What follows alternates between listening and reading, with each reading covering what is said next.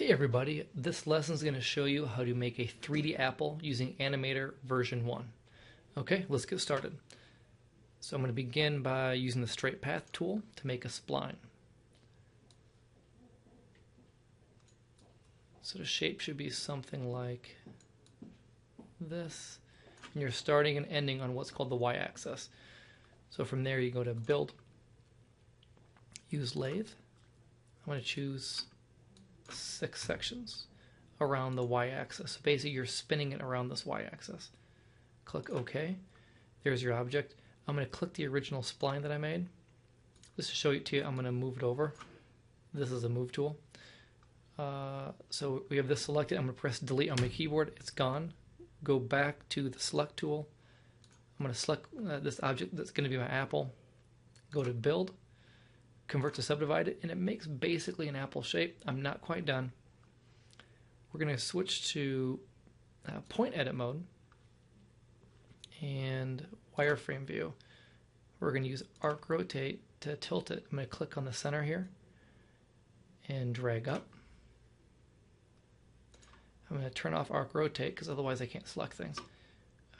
Now with point select or vertex select selected, we're going to click on one and then go to every other point. And I'm right clicking on these so I can select multiple points. I'm going to click on view and then front because I want to be in the front view. Now use your up arrow, and now I'm curving the bottom. To see it better, you can click on smooth shaded, and let's go back to object edit mode. But you can use the arc rotate to kind of see how the bottom's different now. Okay, here's our apple shape. Looks pretty good. Let's go back to view and then front. Turn off arc rotate, and let's make the stem using the curve path tool. So make sure you're in the object edit mode and click on curve path. So just click on the y-axis again, make a shape that looks something like this, and you can tweak it a little bit by, if you click on one of these vertexes, you can kind of adjust it and move it. Get it kind of what you think you want it to look like, and just go to build, lathe. You just want 6 sides or sections. Click on y-axis, click OK. Ta-da, there you go. Make sure you delete that spline by pressing delete on the keyboard after you select it.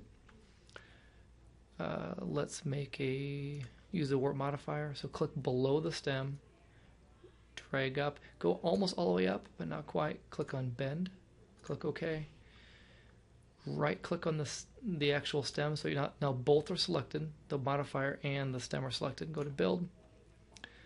Now we're going to go to modifiers, bind modifier, double click, and you're going to curve it, I don't know, 40, 50, 60, somewhere around there. There's a nice curve. Go to build, modifier. We're going to effect modifier. There we go, stem, apple. Now you can take the stem. I'm using my arrow keys. I'm moving it down. You can also move it manually, but I just like using the arrow keys myself. Use arc rotate again. Oh, not quite there. Let's go back to view and front, and let's move the stem down further. Let's see how that looks. Not too bad, not quite centered, so I'm going to adjust it a little bit more. Again, going back to front view. That should be good. Okay. So it's done. Let's add some color. So for the stem, let's make a brown. Click OK. The stem's already selected. So let's click apply. I'm going to select a different object. I'm going to select the apple itself. Double click on new. Go to red. I'm going to make the apple kind of a dark red.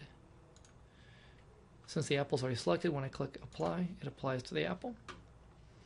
And if you're one of my students, I want my name on it, or I want your name on it, I guess. So click on this A. Click up here. Type your name. Go to build, extrude. Now your name's in 3D.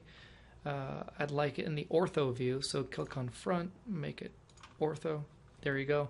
This is the project you're going to send me if you're one of my students. Okay? If you have any questions, just let me know.